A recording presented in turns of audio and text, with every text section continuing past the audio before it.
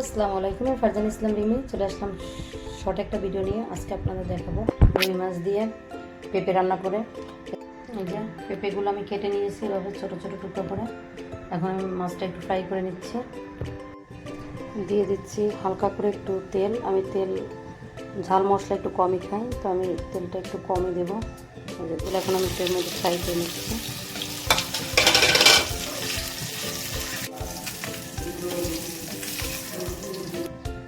পেঁয়াজ বাটা, চামচ রসুন করছি,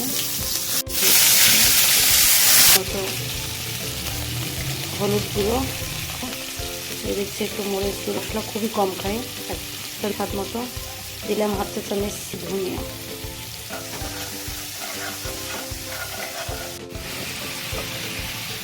মশলাটা কিন্তু আমার পছন্দ হয়ে গেছে, তেল ছেড়ে দিচ্ছে।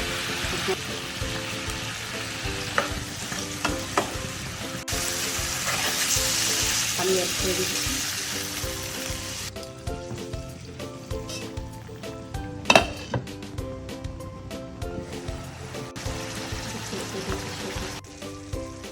রান্নাটা কম